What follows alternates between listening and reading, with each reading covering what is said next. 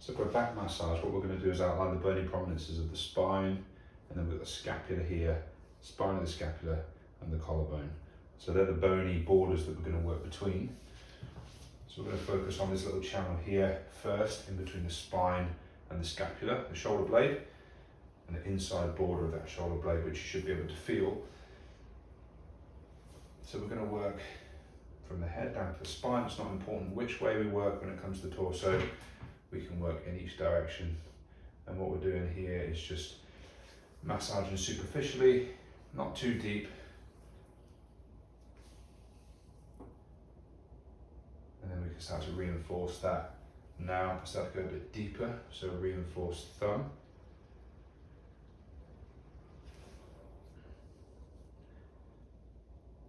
As we go deeper, we go slower, and then we'll break that up with some lighter, slightly faster strokes. And then we're thinking about that line there in between the collarbone and the spine of the scapula. So that little triangle, the top of the shoulders, got the trapezius in there. And we're going to work through there with the thumb. You can use knuckles as well if you've got smaller hands and you're working on bigger shoulders. We can work through in that direction, slowly coming down towards the spine, and then we can work through in the opposite direction as well.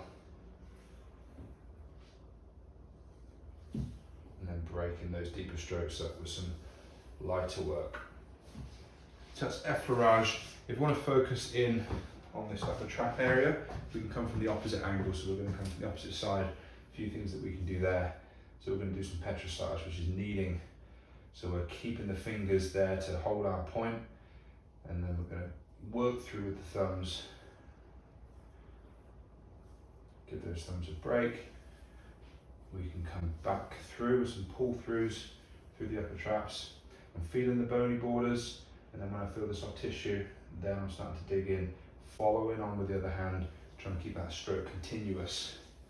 Left hand doesn't leave the back, as you can see, lighter pressure as I work my way back round to get that grip on the tissues again. Breaking it up again with some petrissage, and then if we want to go a bit deeper there, we can just reinforce a hand, straight arms, pull back through, and then we can go down the back, in towards the spine, or we can even go up into the neck. So looking at the neck then from here, we can work through with our thumb. Just keep it nice and broad. Make sure it's not too pokey. It's going to be quite painful on the side of the neck. We're going all the way up to the occipital ridge, taking the pressure off when we get there, but not completely finishing the stroke when we get to the hair. And then bringing the pressure off as we come back across the spine. So quite intensive on the thumbs. So we can do some pull throughs on the neck as well. Just keep those fingers nice and broad, so you're covering as big a surface area as you can.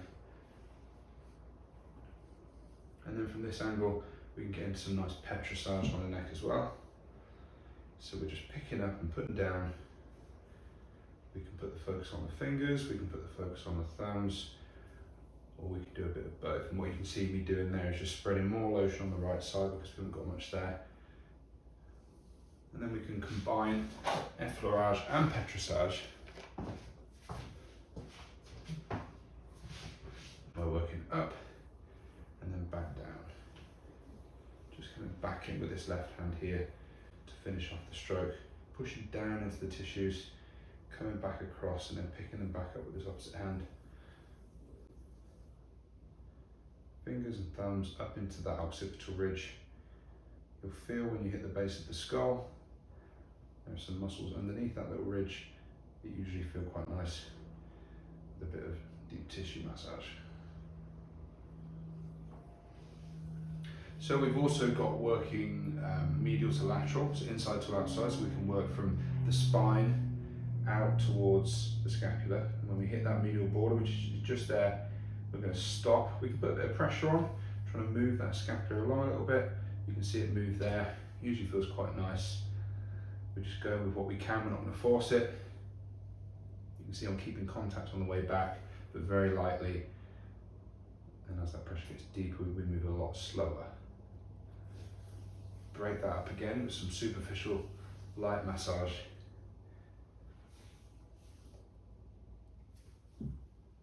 And then if you want to get an extra mobilization, you can pop the hand behind the back. And we can work even deeper in there, getting a nice stretch of those muscles that attach to the inside of the scapula. So we can work on the same side as well, working in towards the spine. Just make sure that you lighten up on the pressure when you get to the spine. So what I'm doing is pushing down and very lightly pushing forward. I'm waiting for that tissue to just pass underneath my thumbs. We can use palms, we can use reinforced thumb, you can even use knuckles. Just make sure that you're going easy on the spine.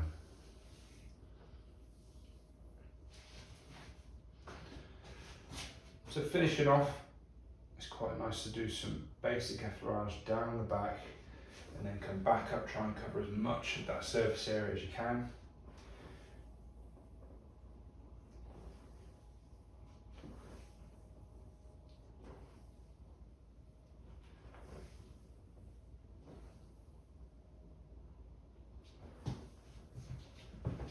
It's always nice to work up into the neck to finish, up into that occiput.